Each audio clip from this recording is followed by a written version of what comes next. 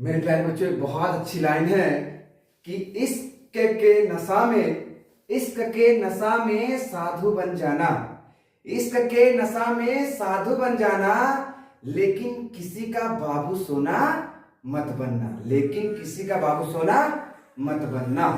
मेरे प्यारे बच्चों, आप सभी का पीसीआर क्लासेस में बहुत बहुत स्वागत है। मेरे प्यारे बच्चों, आज की इस क्लास में आप सभी को राजनीति शास्त्र क्लास 12 है ना, चैप्टर नंबर 1 जिसका नाम है राष्ट्र निर्माण की चुनौतियां, इस चैप्टर के महत्वपूर्ण एमसीक्यू के प्रश्न बताए जाएंगे जो अब की एग्जाम में आने की पूरी संभावना रखती है ना। तो चलिए मेरे प्यारे बच्चों, ज्यादा समय ना लेते हुए हम लोग क्लास को शुरू करते हैं। मेरे प्यारे बच्चों, तो चलिए आज का हमारा पहला प्रश्न है ना। मेरे प्यारे बच्चों, आज का पहला प्रश्न है, भारत का संविधान कब स्वीकृत किया गया था? भारत का संविधान कब स्वीकृत किया गया था? पहला ऑप्शन 1947, 1955, 1949 या 1956 में। तो मेरे प्यारे बच्चों, इसका सही जवाब होगा भारत का संविधान 1949 में अंगीकृत किया गया था, है ना। भारत का संविधान कब अंगीकृत किया गया? 1949 में, है ना। चलिए मेरे प्यारे बच्चों, अगले प्रश्न की ओर बढ़ते हैं हम लोग। चलिए प्रश्न संख्या 2 है ना, बहुत इंपॉर्टेंट। किस भाषा के आधार पर 1953 ईस्वी में आंध्र प्रदेश राज्य का गठन किया गया था? मेरे प्यारे बच्चों, किस भाषा के आधार पर 1953 ईस्वी में आंध्र प्रदेश राज्य का गठन किया गया था? तो मेरे प्यारे बच्चों, रसगुल्ला टाइप का ऑप्शन दिया गया है, तेलुगु, कन्नड़, मलयालम या तमिल। मेरे प्यारे बच्चों, इसका सही जवाब होगा कि आंध्र प्रदेश राज्य का गठन तेलुगु भाषा के आधार पर 1953 में किया गया था। दूसरा का ऑप्शन नंबर ए सही जवाब होगा। चलिए अगला प्रश्न है मेरे प्यारे बच्चों, प्रश्न संख्या 3। मुस्लिम लीग ने पाकिस्तान के स्थापना के लिए, है ना, मुस्लिम लीग ने पाकिस्तान के स्थापना के लिए प्रत्यक्ष कार्यवाही नामक आंदोलन कब चलाया था? पहला ऑप्शन 1942 में, 1945, 1946 या 1943 में। तो मेरे प्यारे बच्चों, मुस्लिम लीग ने पाकिस्तान के स्थापना के लिए प्रत्यक्ष कार्यवाही दिवस 6 अगस्त, है ना, 6 अगस्त 1946 को मनाया था, है ना। 6 अगस्त 1946 को प्रत्यक्ष कार्यवाही दिवस के रूप में मनाया था, है ना। चलिए अगले प्रश्न की ओर चलते हैं हम लोग। प्रश्न संख्या 4 है ना, प्रश्न संख्या 4 बहुत ही जबरदस्त प्रश्न है मेरे प्यारे बच्चों, 1 लाख टका का प्रश्न है ये, है ना। प्रश्न है, हैदराबाद के शासक को किस नाम से जाना जाता था? हैदराबाद के शासक को किस नाम से जाना जाता था? पहला ऑप्शन राजा, बादशाह, सुल्तान या निजाम के नाम से जाना जाता था? तो मेरे प्यारे बच्चों, इसका बहुत ही बेहतरीन सा आंसर होगा, निजाम के नाम से जाना जाता था, है ना। हैदराबाद के शासक को निजाम के नाम से जाना जाता था। चलिए आगे बढ़ते हैं हम लोग। प्रश्न संख्या 5 बहुत ही इंपॉर्टेंट प्रश्न है। भारतीय संघ में शामिल होने वाले अंतिम देशी रियासत कौन थी? भारतीय संघ में अंतिम शामिल होने वाला राजा नहीं, अंतिम देशी रियासत कौन था? इसका सही जवाब क्या होगा? जम्मू कश्मीर, जूनागढ़ या हैदराबाद? तो मेरे प्यारे बच्चों, इसका सही जवाब हो जाएगा हैदराबाद, है ना। ऑप्शन नंबर सी इसका सही जवाब होगा। चलिए क्वेश्चन नंबर 6, क्वेश्चन नंबर 6 बहुत ही इंपॉर्टेंट। आजादी के समय जम्मू कश्मीर का शासक कौन था? मेरे प्यारे बच्चों, आजादी के समय जम्मू कश्मीर का राजा कौन था या कौन थे? तो मेरे प्यारे बच्चों, यहां पर है ऑप्शन नंबर 1 बीकानेर, हरि सिंह या शेख अब्दुल्ला। अरे रसगुल्ला, तो इसका सही जवाब हो जाएगा कि आजादी के समय जो राजा था जम्मू कश्मीर का, उसका नाम है हरि सिंह। क्या नाम है बेटा? हरि सिंह नाम है ना। चलिएगा, बहुत ही इंपॉर्टेंट क्वेश्चन नंबर 7। देश के विभाजन के समय नोआखली नामक स्थान चर्चा में क्यों था? देश के विभाजन के समय नोआखाली नामक स्थान जो है वो चर्चा में क्यों था? पहला ऑप्शन, भारत पर पाकिस्तान आक्रमण के कारण, सांप्रदायिक दंगों के कारण, महामारी के कारण, भारत एवं पाकिस्तान के बीच जल विवाद के कारण। तो मेरे प्यारे बच्चों, इसका सही जवाब हो जाएगा सांप्रदायिक दंगों के कारण जो है वो देश के विभाजन के समय नोआखली जो है वो चर्चा में था, है ना। जब देश का विभाजन हो रहा था तो नोआखली नामक स्थान पर जो है वो सांप्रदायिक दंगे हुए थे, मतलब विभिन्न जातियों के बीच में दंगा हो रहा था। कहां पर? नोआखली में, है ना, जिसके कारण नोआखली जो है वो चर्चा में था देश के विभाजन के समय, है ना। चलिए अगला प्रश्न है, अगला प्रश्न है भारत कब आजाद हुआ था? तो मेरे प्यारे बच्चों, भारत 15 अगस्त 1947 को आजाद हुआ था। ज्यादा इसमें लफड़ा ना लेते हुए आगे बढ़ते हैं। मौके थार पे घुमा दे, गाना हिट होने दे, बहुत अच्छा सॉन्ग है, झारखंडी सॉन्ग है ना। इसे बहुत अच्छा विचार किया है कि मेरे गाने को तो हिट होने दो, है ना। जैसे मेरा गाना हिट होगा वैसे हम तुमको थार पर घुमाएंगे। इसलिए मेरे प्यारे बच्चों, आप सभी भी इतना बेहतरीन तैयारी करिए, इतना बेहतरीन तैयारी करिए कि जब आपका गाना हिट होगा तब आप किसी को थार पर घुमा पाए। चलिए मेरे प्यारे बच्चों आगे बढ़ते हैं। क्वेश्चन नंबर 9, आंध्र प्रदेश अलग राज्य की मांग को लेकर पोटी श्रीरामल्लू की मृत्यु कितने दिनों के भूख हड़ताल के बाद हो गई थी? पहला ऑप्शन 56 दिनों, 54 दिन, 57 दिन या 50 दिन।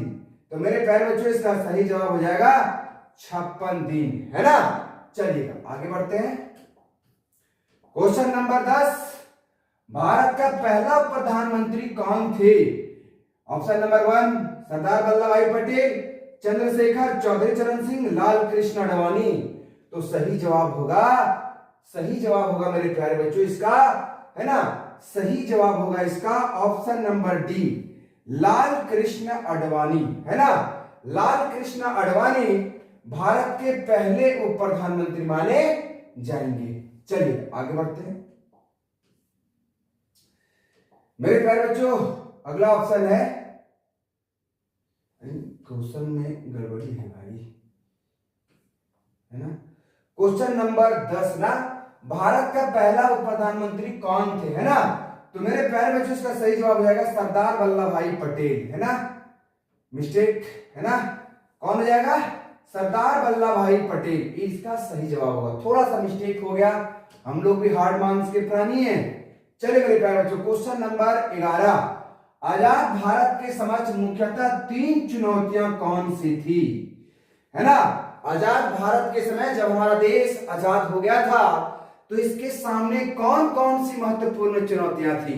पहला ऑप्शन, एकता बनाए रखना, लोकतंत्र कायम करना, समूचे समाज का विकास। मेरे प्यारे बच्चों, तो इसका सही जवाब होगा ऑल ऑफ दिस, है ना, ऑल ऑफ दिस, मतलब सभी इसका सही जवाब होगा। देश के विभाजन के समय भारत के समक्ष ये सारी चुनौतियां उपलब्ध थी, तो इसका सही जवाब होगा option number D, all of this, है ना। चलिए आगे बढ़ते हैं। क्वेश्चन नंबर 12, आजादी के समय किन 2 बातों पर सबकी सहमति थी? लोकतांत्रिक सरकार के द्वारा शासन, सबके भले के लिए काम। तो मेरे प्यारे बच्चों, इसका सही जवाब हो जाएगा ऑप्शन नंबर सी, है ना, ऑप्शन नंबर सी। चलिए आगे। क्वेश्चन नंबर 13, आजाद भारत के समक्ष मुख्यतः 3 चुनौतियां कौन सी थी? एकता बनाए रखना, लोकतंत्र कायम करना, समूचे समाज का विकास। तो मेरे प्यारे बच्चों, इसका भी जवाब ऑल ऑफ दीज आएगा, है ना, मतलब ऑप्शन नंबर डी, सभी के सभी सही जवाब होंगे इसके, है ना। चलिए आगे बढ़ते हैं हम लोग। क्वेश्चन नंबर 14, अमृता प्रीतम किस भाषा की प्रमुख कवयित्री थी, है ना। तो मेरे प्यारे बच्चों, पंजाबी, कन्नड़, मलयालम या बंगाली? तो जल्दी से बताएंगे। तो मेरे प्यारे बच्चों, अमृता प्रीतम किस भाषा की प्रमुख कवयित्री थी? तो इसका सही जवाब हो जाएगा पंजाबी, है ना, पंजाबी। चलिए आगे, क्वेश्चन नंबर 15, मुस्लिम लीग का गठन कब हुआ था? मेरे प्यारे बच्चों, मुस्लिम लीग का गठन कब हुआ था? 1905, 1906, 1907, 1908? तो मेरे प्यारे बच्चों, मुस्लिम लीग का गठन जो हुआ था वो हुआ था 1906 में। कब हुआ था? 1906 में मुस्लिम लीग का गठन हुआ था। चलिए आगे बढ़ते हैं। मेरे प्यारे बच्चों, अगला प्रश्न है क्वेश्चन नंबर 16, है ना। क्वेश्चन नंबर 16, द्विराष्ट्र सिद्धांत किसके द्वारा दिया गया था? मुस्लिम लीग के द्वारा, कांग्रेस, भारतीय जनसंघ या अंग्रेजों के द्वारा? तो मेरे प्यारे बच्चों, द्विराष्ट्र का सिद्धांत मुस्लिम लीग के द्वारा दिया गया था। कब दिया गया था? मुस्लिम लीग के द्वारा दिया गया था। चलिए क्वेश्चन नंबर 17, भारत में रजवाड़ों की संख्या कितनी है? भारत में रजवाड़ों की संख्या कितनी है? 565, 575, 676, 550? तो मेरे प्यारे बच्चों, इसका सही जवाब हो जाएगा 565, है ना। चलिए क्वेश्चन नंबर 18, रजवाड़ों का भारतीय संघ में विलय सहमति पत्र पर हस्ताक्षर करके के द्वारा हुआ था? पहला, instrument of India, instrument of action, instrument of accession, उपरोक्त में से सभी? तो मेरे प्यारे बच्चों, तो इसका सही जवाब हो जाएगा इंस्ट्रूमेंट ऑफ एक्सेशन के द्वारा भारतीय रजवाड़ों को भारत में शामिल किया गया था। Option number C. चलिए क्वेश्चन नंबर 19, शासक को निजाम कहा जाता था? कहां पर? हैदराबाद, जम्मू कश्मीर, जूनागढ़, कर्नाटक? तो मेरे प्यारे बच्चों, हैदराबाद के शासक को निजाम कहा जाता था। ऑप्शन नंबर ए सही जवाब होगा। क्वेश्चन नंबर 20, रजाकार कौन थे? राजा के मंत्री, निजाम के अर्धसैनिक बल, सरकार के कर्मचारी, पुलिस के कर्मचारी? तो मेरे प्यारे बच्चों, इसका सही जवाब हो जाएगा निजाम के अर्धसैनिक बल थे। कौन? तो रजाकार। चलिएगा आगे, क्वेश्चन नंबर 21, महाराजा भोजचंद्र सिंह का संबंध निम्नलिखित में से किस रियासत से था? पहला ऑप्शन हैदराबाद, मणिपुर, कश्मीर या जूनागढ़? तो मेरे प्यारे बच्चों, बोधचंद्र सिंह, इसका संबंध मणिपुर से था। किससे था? मणिपुर से था।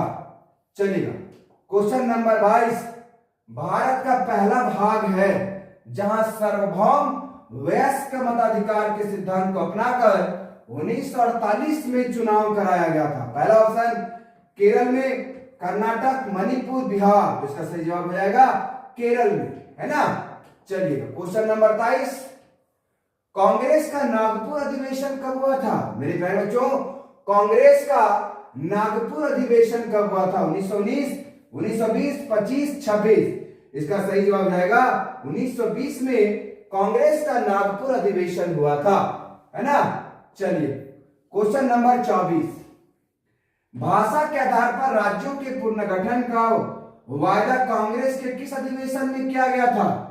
है ना। तो मेरे प्यारे बच्चों, पहला ऑप्शन लखनऊ अधिवेशन, गुजरात अधिवेशन, बिहार या नागपुर? तो इसका सही जवाब जाएगा नागपुर अधिवेशन में, है ना। चलिए क्वेश्चन नंबर 25, किस गांधीवादी नेता की मृत्यु भूख हड़ताल के दौरान हुई थी? महात्मा गांधी, जयप्रकाश नारायण, पोटी श्रीरामल्लू या इनमें से कोई नहीं? तो इसका सही जवाब हो जाएगा कि भूख हड़ताल करते हुए जिनकी मृत्यु हुआ था उनका नाम है पोटी श्रीरामल्लू, है ना। चलिए क्वेश्चन नंबर 26, रजवाड़ों का भारतीय संघ में विलय सहमति पत्र पर हस्ताक्षर के द्वारा हुआ था? Instrument of India, instrument of action, instrument of accession, उपरोक्त में से सभी? इसका सही जवाब हो जाएगा इंस्ट्रूमेंट ऑफ एक्सेशन के द्वारा जो है वो भारतीय रजवाड़ों को भारत में मिलाया गया था, है ना। चलिए क्वेश्चन नंबर 26, कांग्रेस का नागपुर अधिवेशन कब हुआ था? तो 1920 में हुआ था, है ना, इसका सही जवाब। चलिए मेरे प्यारे बच्चों, अगले प्रश्न की ओर बढ़ते हैं। क्वेश्चन नंबर 28, भारत का पहला भाग जहां सार्वभौम वयस्क मताधिकार के सिद्धांत को अपनाकर 1948 में चुनाव करवाया गया था तो उसका नाम है केरल। बार बार ये प्रश्न आ गए हैं। 29 भाषा के आधार पर, तो इसका सही जवाब हो जाएगा नागपुर अधिवेशन। मेरे प्यारे बच्चों दोबारा ये प्रश्न आ गए हैं, है ना, कोई बात नहीं है, मिस्टेक तो होता है। क्वेश्चन नंबर 30, किस गांधीवादी नेता की मृत्यु भूख हड़ताल से, तो इसका सही जवाब है ऑप्शन नंबर सी, पोटी श्रीरामल्लू, है ना। तो मेरे प्यारे बच्चों ये 30 के 30 प्रश्न भारतीय राजनीति चैप्टर नंबर 1 राष्ट्र निर्माण की चुनौतियां से ये सारे के सारे एमसीक्यू के प्रश्न संबंध रखते हैं, जो अपने आप में बहुत ही बेहतरीन प्रश्न है, शानदार, जानदार, जबरदस्त है। मेरे प्यारे बच्चों पुनः हम लोग मिलते हैं दूसरे चैप्टर के साथ बेहतरीन तरीके से, है ना। तब तक के लिए आप सभी को, है ना, गुड नाइट।